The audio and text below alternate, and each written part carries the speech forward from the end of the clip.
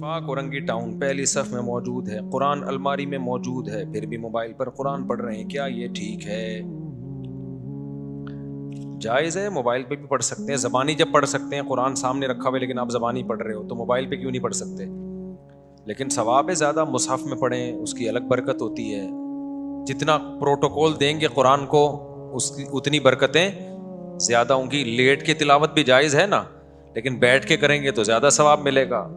بغیر وضو کے بھی جائز ہے، وضو کر کے کریں گے تو اور زیادہ عزت دے رہے ہیں۔ تو بغیر مصحف کے زبانی بھی پڑھ سکتے ہیں، لیکن قرآن سامنے رکھیں گے تو اور زیادہ اس کی اہمیت ہوگی اور آپ کے دل میں بھی اس کی عزت بیٹھے گی۔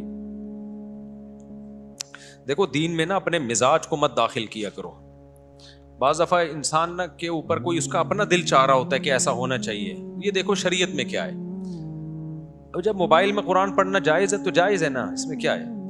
ہاں بہتر ہے پڑھ لو۔ تو بعض لوگوں کو یہ ہوتا ہے موبائل قرآن سامنے رکھا ہے موبائل میں پڑھ رہا ہے، تو کیا ہو گیا اس میں؟ بہت ساری چیزیں ہم دن میں نا لوگوں سے واسطہ پڑتا ہے ہمارا، تو وہ بری چیز نہیں ہوتی، لیکن آپ کا ایک خاص معیار بن چکا ہوتا ہے تو آپ کو بری لگ رہی ہوتی ہے وہ۔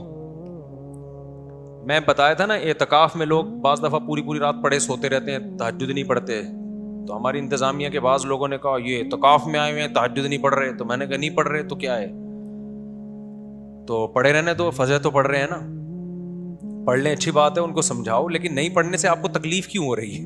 ٹھیک ہے نا، یہ تکلیف ہونا غلط ہے، اس کا مطلب آپ شریعت سے بھی ایک ہاتھ آگے جانے کی کوشش کر رہے ہو، تو شریعت سے آگے مت نکلو بھائی۔ اعتدال پہ رہنا چاہیے، اعتدال پہ، افراط و تفریط کا شکار نہیں ہونا چاہیے۔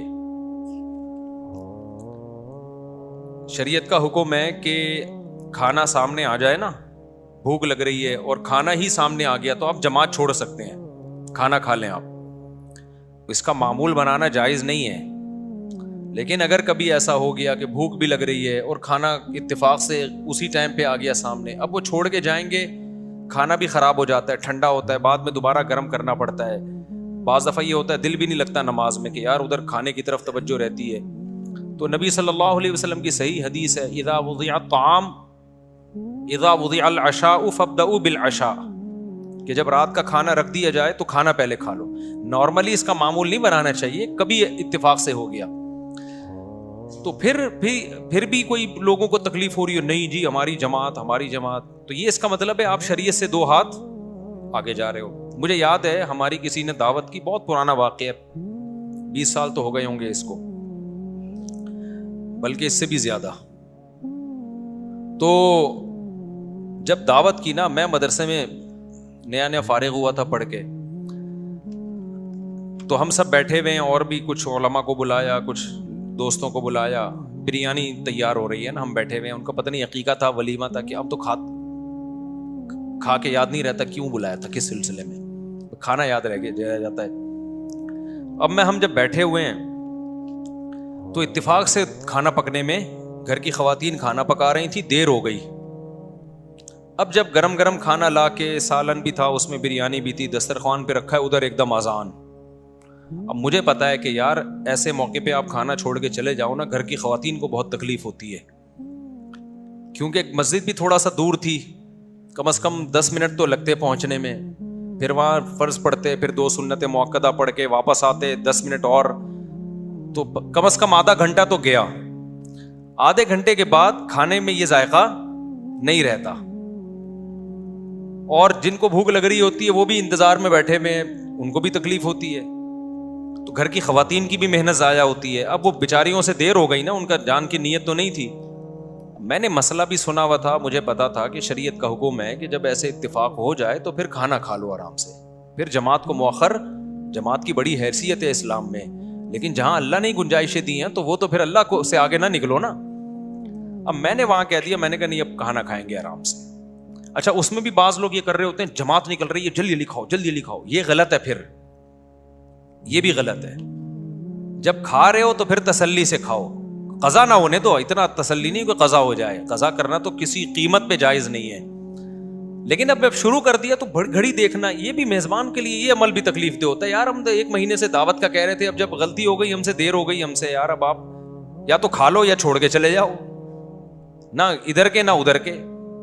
میں نے مسئلہ بتایا، لوگوں کو، میں نے کہا بھائی اس بارے میں صحیح حدیث ہے، ہم نے علماء سے سنا ہے، مفتیان کرام سے سنا ہے، جب کھانا آ گیا ہے تو اب میزبان کا بھی اکرام ہے.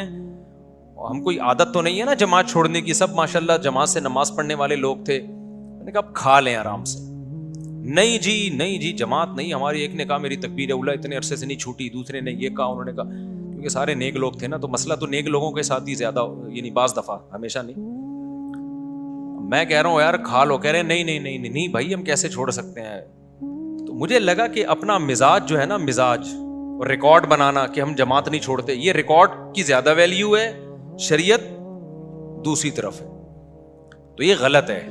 سمجھتے ہو کہ نہیں سمجھتے ہو؟ ایسے موقع پہ بھائی میزبان کا دل رکھنا زیادہ بہتر ہے. لیکن کبھی کبھار ہی ہو، ایسے پوستی بن کے روزانہ کھانا ہی اس ٹائم پہ پکوا رہے ہو تو غلط ہے. عبداللہ بن عمر رضی اللہ تعالیٰ عنہ بہت نیک بزرگ صحابی تھے. ان کے بارے میں ہوتا ہے کہ ادھر اقامت ہو رہی ہوتی تھی اور بعض دفعہ گھر میں کھانا پکنے میں دیر ہو گئی اور کھانا سامنے لا کے رکھا تو بھوک بھی سخت لگی ہوتی تھی، تو اقامت ہو رہی ہوتی تھی اور آپ کھانا کھا رہے ہوتے تھے. لیکن اس کا معمول نہ بنائیں. اور اگر ایسی پرابلم نہیں ہے، بہت زیادہ بھوک نہیں ہے اور کھانے کا خراب ہونے کا بھی خطرہ نہیں ہے، تو پھر نماز ہی پہلے پڑھیں آ کے. صحابہ میں تو کھاتے بھی 2 ٹائم تھے نا، شدید بھوک لگ رہی ہوتی تھی. تو خلاصہ یہی ہے کہ شریعت سے آگے نکلنے کی کوشش نہ کریں. جہاں اللہ میاں نے جو کہہ دیا اس کو اسی طرح کر لیا. نفلی روزہ توڑنا، بعض دفعہ کوئی آپ کا بہت قریبی دعوت کرتا ہے تو پھر سنت ہے ایسے موقع پہ اس کا دل رکھنے کے لیے، اگر آپ نے روزہ رکھا ہوا ہے نا نفلی، تو آپ توڑ دیں روزہ. وہ آپ کے بہت ہی قریبی ہیں، ماموں ہیں، چاچو ہیں، آپ کی والدہ ہیں، آپ کہیں سے آئے تھے، آپ کی والدہ نے کوئی اسپیشل کھانا بنا لیا اس دن، آپ نے کہہ دیا میرا روزہ ہے. اب والدہ کا دل ٹوٹتا ہے، باپ کا، ماموں کا، چاچو کا، یہ جو مقدس رشتے ہیں، یا کوئی بہت ہی قریبی دوست ہے آپ کا، تو ایسے موقع پہ شریعت نے کہا بھائی نفلی روزہ ہے تو اس کو توڑا جا سکتا ہے. لیکن احناف کے نزدیک بعد میں قضا کی جائے گی. دیگر ائمہ کے نزدیک قضا نہیں ہے، لیکن احناف کے نزدیک بعد میں قضا ہے، کیونکہ امام حنیفہ کہتے ہیں یہ بھی نظر یہ فعلی ہے. منت جیسے زبان سے مانی جاتی ہے تو عمل سے بھی ہوتی ہے. تو جب کوئی عمل جب تک شروع نہیں کیا وہ لازم نہیں ہوتا، لیکن جب شروع کر دیا تو اس کو کمپلیٹ کرنا لازم ہے. تو یہاں آپ نے توڑا ہے شریعت کی وجہ سے، لیکن کمپلیٹ کرنا پڑے گا، کیونکہ لا تبطلوا اعمالکم، قرآن کہتا ہے اپنے عمل کو ضائع مت کرو. تو یہ بعد میں قضا کر لیں اس طرح. سمجھتے ہو کہ نہیں سمجھتے ہو؟